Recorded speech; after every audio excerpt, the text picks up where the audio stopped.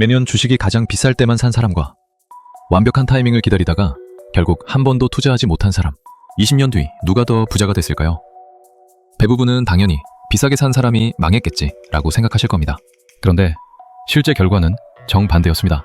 최악의 타이밍에만 투자한 사람은 자산이 3배 이상 늘었고, 타이밍을 기다리던 사람은 사실상 제자리 걸음에 머물렀습니다. 이건 특정 개인의 이야기가 아니라 실제 금융 데이터로 검증된 결과입니다. 이 이야기가 중요한 이유는 단순합니다. 우리가 돈을 못 버는 이유가 정보가 부족해서가 아니라 잘못된 판단 기준을 가지고 있기 때문이라는 점을 보여주기 때문입니다. 우리는 늘 이렇게 생각합니다. 지금은 너무 비싸다. 조금만 기다리면 떨어질 거야. 그런데 그 조금만이 1년이 되고 3년이 되고 결국 아무것도 하지 못한 채 시간이 지나가 버리는 겁니다. 지금 이 영상을 보고 계신 분들 중에도 비슷한 경험이 있으실 겁니다.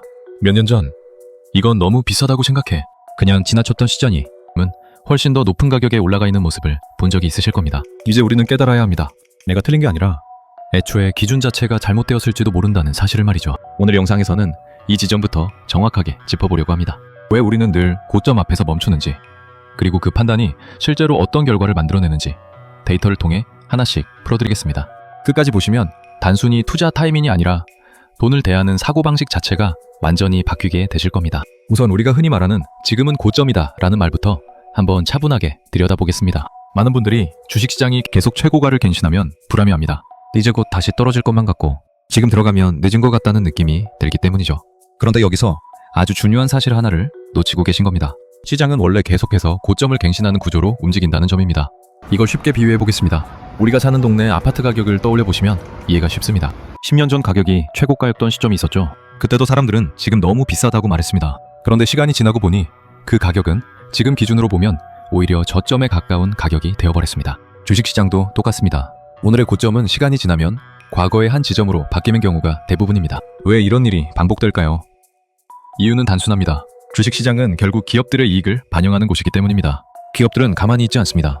더 많은 돈을 벌기 위해 계속 새로운 기술을 만들고 새로운 시장을 열고 경쟁에서 살아남으려고 합니다. 그 과정에서 전체 시장의 이익은 시간이 지날수록 커질 수밖에 없는 구조입니다. 여기서 또 하나 중요한 특징이 있습니다. 시장은 가만히 있는 정적인 공간이 아니라 계속 교체되는 시스템이라는 점입니다. 잘 나가던 기업도 경쟁에서 밀리면 자연스럽게 퇴출되고 그 자리를 더 성장하는 기업이 채웁니다. 즉 우리는 항상 그 시점에서 가장 잘 나가는 기업들에 투자하고 있는 셈이죠. 정리하면 이렇습니다. 우리가 두려워하는 고점은 위험 신호가 아니라 오히려 시장이 정상적으로 성장하고 있다는 결과물이라는 겁니다. 이 구조를 이해하지 못하면 우리는 계속 같은 실수를 반복하게 됩니다. 올라가면 무서워서 못 사고 결국 더 비싼 가격을 보면서 후회하는 패턴 말이죠. 그렇다면 이제 한 가지 질문을 던져보겠습니다. 시장이 이렇게 성장하는 구조라는 걸 알고 있음에도 불구하고 왜 우리는 계속 같은 자리에서 멈춰 있을까요? 왜 많은 사람들이 알면서도 투자를 못하는 걸까요? 이 지점이 바로 오늘 이야기의 핵심입니다. 문제는 시장이 아니라 우리 머릿속에 있는 판단 방식이라는 겁니다. 사람은 가격이 오르면 본능적으로 불안해집니다. 비싸 보이기 때문이죠. 반대로 가격이 떨어지면 더 싸졌는데도 불구하고 더 불안해집니다. 더 떨어질 것 같다는 공포 때문입니다. 이게 바로 인간의 자연스러운 심리입니다. 그런데 투자에서는 이 자연스러운 반응이 오히려 가장 위험한 결과를 만들어냅니다. 예를 하나 들어보겠습니다. 어떤 분이 3년 전에 주식 투자를 고민했습니다. 그런데 그때 시장이 많이 올랐다는 이유로 조금만 기다리자고 결정을 미뤘습니다. 그런데 시장은 예상과 달리 계속 올랐습니다. 그럼 이분은 어떻게 될까요? 더 비싸졌기 때문에 더 못 들어갑니다. 그렇게 또 기다립니다. 그런데 어느 순간 시장이 크게 떨어집니다. 이때가 기회일까요? 아닙니다. 이번에는 무서워서 못 들어갑니다. 결국 이 사람은 상승할 때도 하락할 때도 아무것도 하지 못한 채 시간을 보내게 됩니다. 이게 바로 많은 사람들이 빠지는 투자의 함정입니다. 우리는 항상 가장 합리적인 선택을 하고 있다고 생각하지만 실제로는 감정에 의해 같은 행동을 반복하고 있는 겁니다. 오르면 불안해서 못 사고 떨어지면 무서워서 못 사고 결국 아무것도 하지 않는 상태에 머물게 되는 구조입니다. 그래서 중요한 건 시장을 예측하는 능력이 아닙니다. 사실 대부분의 사람은 시장을 정확히 예측할 수 없습니다. 중요한 건 그 예측이 틀리더라도 계속 시장 안에 머물 수 있는 구조를 만드는 것입니다. 왜냐하면 돈은 맞춘 사람이 아니라 계속 참여한 사람에게 쌓이기 때문입니다. 결국 이 이야기는 이렇게 정리됩니다. 우리가 진짜로 두려워해야 할 것은 고점이 아니라 아무것도 하지 않은 채 흘려보내는 시간이라는 겁니다. 그렇다면 앞으로는 어떻게 될까요? 많은 분들이 가장 궁금해하시는 부분일 겁니다. 그래서 지금 들어가도 괜찮은 건가요? 아니면 곧 떨어지는 건가요? 결론부터 말씀드리면 이 질문 자체가 조금 잘못된 방향일 수 있습니다. 왜냐하면 앞으로 시장이 어떻게 움직일지는 누구도 정확히 맞출 수 없기 때문입니다. 다만 한 가지는 분명합니다.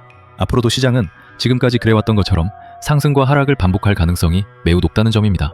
새로운 기술이 등장하면 시장은 올라가고 금리나 경기 문제로 다시 흔들리기도 합니다. 최근만 봐도 인공지능 같은 기술 혁신이 시장을 끌어올리고 있지만 동시에 경기 둔화나 지정학적 리스크 같은 불안 요소도 계속 존재하고 있죠. 즉, 기회와 위기가 항상 동시에 존재하는 구조라는 겁니다. 여기서 중요한 변화 하나를 꼭 짚고 넘어가야 합니다. 자산 격차입니다. 한국은행과 통계청 자료를 보면 시간이 지날수록 금융자산을 가진 사람과 그렇지 않은 사람의 격차는 점점 더 벌어지고 있습니다. 이 말은 단순합니다. 시장에 참여한 사람과 참여하지 않은 사람의 차이가 시간이 지날수록 더 크게 벌어진다는 뜻입니다. 앞으로의 시장은 더 편해지지 않을 가능성이 큽니다.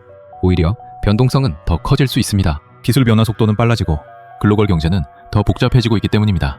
즉 중간중간 흔들리는 구간은 지금보다 더 자주, 더 크게 나타날 수 있다는 겁니다. 하지만 이걸 다르게 보면 기회이기도 합니다. 왜냐하면 시장이 흔들릴 때마다 싸게 살 수 있는 구간이 계속 생긴다는 의미이기 때문입니다. 결국 미래는 예측의 문제가 아니라 이 반복되는 구조를 어떻게 받아들이느냐의 문제입니다. 흔들릴 때마다 도망칠 것인지 아니면 그 안에서 기회를 쌓아갈 것인지에 따라 결과는 완전히 달라지게 됩니다. 그렇다면 이제 가장 중요한 질문으로 넘어가겠습니다. 그래서 우리는 지금 무엇을 해야 할까요?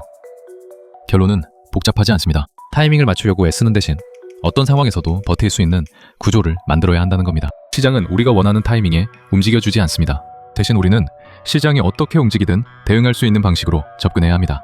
가장 현실적인 방법은 나눠서 투자하는 것입니다. 예를 들어 매달 일정 금액을 투자하는 방식입니다. 이렇게 하면 시장이 오를 때는 자산이 자연스럽게 늘어나고 반대로 시장이 떨어질 때는 같은 돈으로 더 많은 수량을 모을 수 있습니다. 흔히 말하는 적립식 투자 방식인데 중요한 건 수익률을 극대화하는 전략이 아니라 어떤 상황에서도 계속 투자할 수 있게 만들어주는 구조라는 점입니다. 여기에 하나 더 필요한 것이 있습니다. 바로 자산을 나누는 겁니다. 모든 돈을 하나에 넣는 것이 아니라 일부는 주식처럼 성장 자산에, 일부는 채권처럼 비교적 안정적인 자산에 나눠 담는 방식입니다. 쉽게 말해 공격수와 수비수를 같이 두는 팀을 만드는 겁니다. 시장이 좋을 때는 공격수가 점수를 내고 시장이 흔들릴 때는 수비수가 무너지는 걸 막아주는 구조입니다. 그리고 마지막으로 중요한 것이 비율을 유지하는 것입니다. 시간이 지나면 어떤 자산은 많이 오르고 어떤 자산은 상대적으로 덜 오르게 됩니다. 이때 올라간 자산을 일부 줄이고 덜 오른 자산을 채워서 처음 정해둔 비율로 다시 맞추는 겁니다. 이 과정을 반복하면 자연스럽게 비쌀 때 일부 팔고 쌀 때 사는 행동을 하게 됩니다. 감정이 아니라 시스템이 대신 결정을 내려주는 구조가 만들어지는 겁니다. 결국 핵심은 이것입니다. 시장을 이기려고 하지 말고 시장에서 살아남는 구조를 만들어야 합니다. 그래야 시간이 매편이 되고 복리가 작동하기 시작합니다. 이제 오늘 이야기의 핵심을 정리해 보겠습니다. 우리는 그동안 지금이 고점인가를 고민하며 투자를 미뤄왔습니다. 하지만 데이터를 통해 확인한 사실은 전혀 달랐습니다.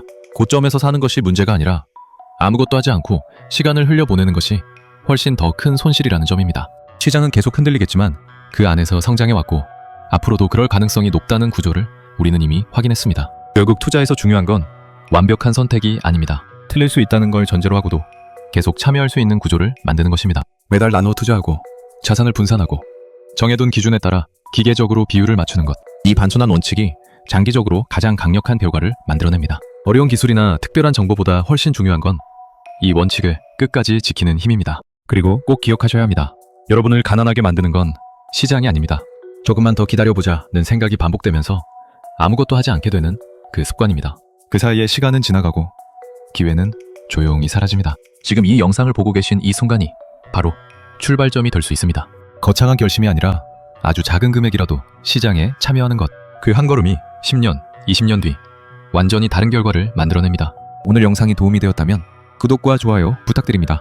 다음 영상에서 더 좋은 인사이트로 찾아뵙겠습니다. 감사합니다.